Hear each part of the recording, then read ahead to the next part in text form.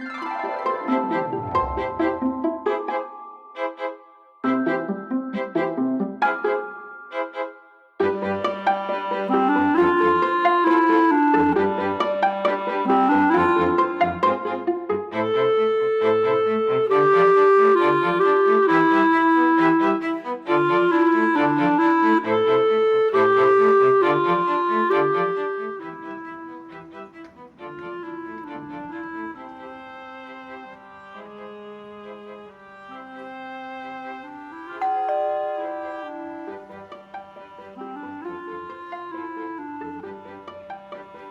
hi.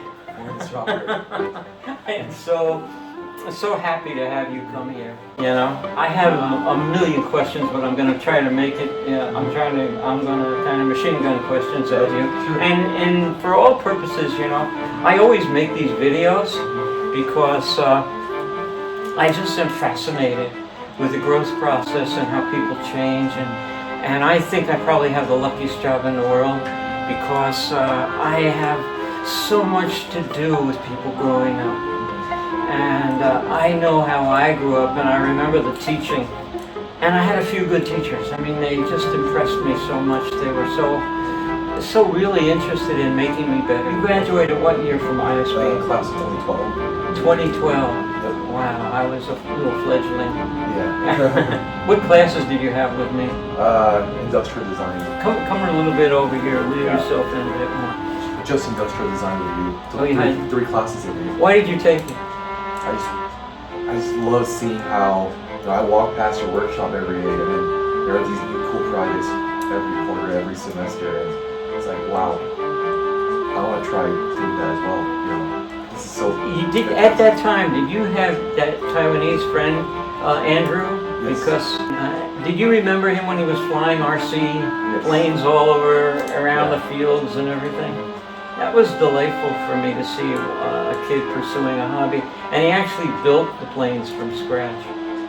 I didn't really know what I wanted to do in high school, but then when I saw that and I started taking your classes, or it's more like I started meeting him first, hanging out with him more, and he inspired me to take your class because that's his favorite class, and I started realizing this is so cool, you know, these like mechanical, electronics, like computer software, and this intersection of technology makes me happy to see it work. It makes me happy to work on it, even if it breaks. I love seeing. Andrew ran a club after school. Yep, and I joined. How many people were in that club? About 8? 8 to 10. Sometimes fluctuates. And I was so amazed to see on his part, he was like, first of all, he had English was challenging to him. And the second thing is that he didn't have a lot of friends, but he starts this club in RC, and he got people to come, and they were there, and he officiated the club. His leadership skills were pretty good. You took over for him. Yep. He graduated. He was a year ahead of you? He was 3 years ahead. 3 years? Yeah. Oh, then you were just a little kid. I was a little kid. Freshman year, it was his senior year, and then. You know, after he left, I was like, you know what? I had no idea there was that much difference. I just kind of add my own twist on it, focus more on the cars, because that's what I like more at the time. The radio control cars. Yeah. So I remember that most of the kids had cars, and that's what you did. Yeah, and then after that, I started taking your class, and there was a sumo robot competition. Oh yeah. And then a lot of that stuff, I was like, you know what? I thought this is so cool, and it's my hobby. RC cars, building stuff, designing. Yeah. Can I take just a moment and explain that? That sumo robot idea was that all the kids in the class would get 3 motors. Do you remember? Yeah. One was used for offense and defense. That you had to figure out how you're going to use the motor to defend your car or go after another car. And then you had 2 motors for mobility and a caster. It was actually a 3-wheel car. You still remember everything. Huh? I do. I remember these projects because they're so important to me. It was not only challenging and fun, but to see you guys compete for the best robot. They have a program on television. It's syndicated called Robot Wars, and those robots are enormous. they have wrecking power. Yep. You know. But you guys all had, one of the things that I thought, and you know, that's what I love about you, that you would all out-engineer each other. Yep. You had to come up with a strategy. Everybody had the same platform in that project. You had a caster for the middle wheel, and then you had 2 drive wheels, and you could make the car go, if you used powered one motor, the car would turn right or left, Yeah. and if you powered both motors, it would go straight or backwards. So you had all that mobility, and then you had to figure out how to use the 3rd motor. And what did you do for your car? Do you remember? I think I just gave it a boost. A what? A boost in power. Oh, really?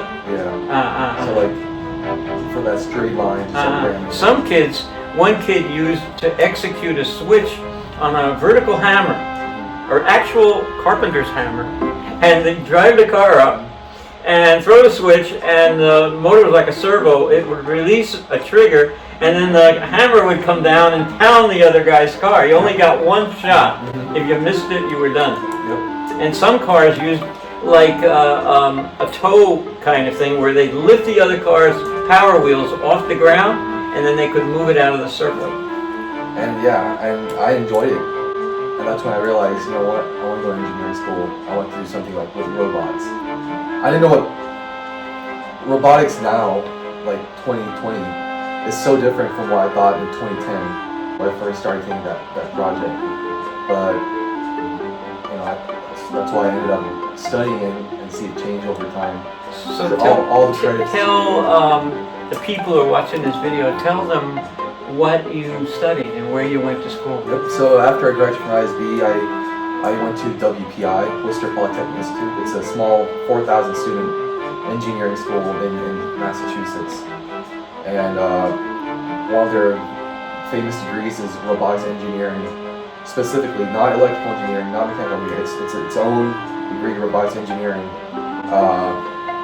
And I stayed there from undergrad to my master's. So I did the same undergraduate robotics. I'm so amazed with you, you know, that you went and got your master's already. How old are you now? I'm 26. 26 years old. You got a master's degree already in robotics engineering. Yeah. Wow. And you had a few jobs, right, since college? Yep. What did you do? What was your first So I got my first job in college was a device engineer at Philips.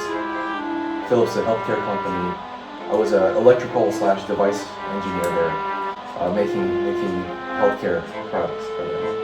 And then after that, after I got Were you a troubleshooter, or what did you do there? I was working on the test development and also the RF, like the radio frequency, the antenna design of that electrical engineering, and then went back to pursue my master's degree. And then What was the master's focused on? Same thing, robotic engineering? focused on robotics engineering, but more specifically the robotic arm.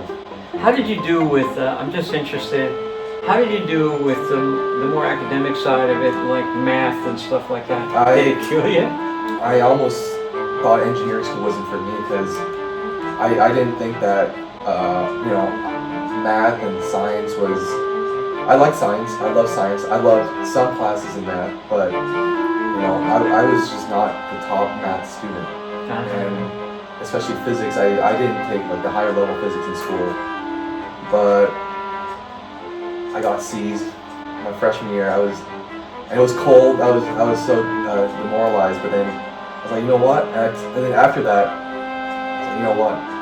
This can't be that bad. So I started taking my first engineering class, and I realized these are the applications of these foundational classes, and that motivated me to finish those, you know, math and science classes because I can see the real life application of it and how I can use that theory that I learned. So that was my motivation. So it got you through all the other classes. I remember there were some classes in college when I was becoming an art teacher that I had to put up with. One was art history. And I had to remember the name of about 200 Chinese painters, and we actually had a test. They would show the painting, and then you had to tell what Chinese painter painted that, and it was really quite difficult, challenging. Yep. Yeah, and then after I did my master's, I went to work at Tesla for half a year. You worked at Tesla. Yeah. What was your job there? My job was a manufacturing line automation engineer. So I worked on like industrial robots, conveyors, lifts, to manufacture. Were you for maintenance or it was more troubleshooting? like engineering maintenance. And then what was your impression of working at Tesla? It's quite a company today. I think it's a very well-known company today. Yeah. But I think I want something a little bit more. Did you have to get a recommendation from Tesla to get your next job? No, I did not. You didn't? Yeah. Oh. Did they know you were going to look for another job, or how did you pull that off your chain? I just, on my off days, I interview at this new company, which is a company I'm working for now, designing surgical robots, which is what I want, more into the research and development side of robotics technology. And they gave me the offer and the role that I really want to do. It's what I enjoy learning in school. It's why, it's more of hands-on building, coming up with creative new ideas. What's the difference in the feeling of working for Tesla and working at this company that you're at now? My current company now is very small. It's much smaller compared to Tesla. It's more. We don't have a product to market yet. We're developing our first product to market. So it's still highly creative. Is it run by a board or a few different people or shareholders? How does it? Yeah, it's mostly ran. It's a joint venture between two big companies. How big is the robot with all the arms and everything else you need? Each arm is around the size of your leg. Oh, each arm. Yeah. Length, yeah. Right. And we have a few in our system. And then you have a central processing unit that controls the whole thing? And a master console that you use to control. So like the surgeon would control, like human in the loop control, kind of like an RC car or an RC drone. The surgeon still controls the robot. The robot just makes it more precise. It filters out your tremor. It holds its position better. You could pause it and then readjust it, and So it's kinesthetic. It works with the surgeon's hands are on controls, and he has a fiber optic television. He can see what he's doing, and he can cut and so forth. Switch the tools out. Different tools, cutting, sealing. They're all built right into the robot. Pretty amazing. And that means that you can suture with a robot too, right? That's right. Yeah. So these robots leave very small wounds. Very small. Right. You don't have to cut the patient open anymore. So just a little wound that goes in. Right. And then 3 or 4 holes in the body, and of course. And then I've heard about the surgeon being able to be in a completely different location at another hospital. I think this is the future. That's the future we want. The company wants to make that a reality for less developed areas in the world, and maybe in 10 years that's something I want to see happening more in Thailand. I have a feeling your mother and father are outrageously proud of you. And what was your father's reaction when you told him? What did he want you to do, and what did you want to do? He told me there was some he wanted me to friction about that. When I was in high an school, issue. He wanted me to do chemical engineering because that's what our family business did. We did work with natural rubber, but I was like, I don't like chemistry. It's just not my thing. I have this. I can use my. I'm pretty smart. I can probably find my way through, but that's not what my heart wants. And so it's only using half of my leg, one of my leg, not both legs to go forward. So I decided, that I'm really gonna stick with robotics. I was walking around the lake, and this car goes by me. I didn't know why it stopped. I was walking, and the car was kind of tracking me, and it was your mother. Yep. And she put the window down electrically, and I looked in, and she said, "Mr. Hochberg, Jethro's coming back." And I said, "Oh my God, tell him I want to see him, You've changed a lot, you grew a lot." And I feel so honored that you came to see me today. I really appreciate it. You left such a big impact in my life and my career path.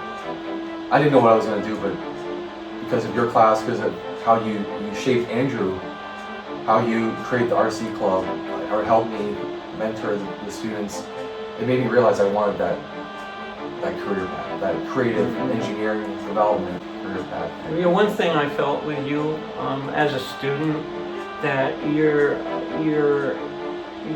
so profoundly pursuing what you want, you know, and even when you were in my class, you just wanted to be there. So I thought that was really important, you know.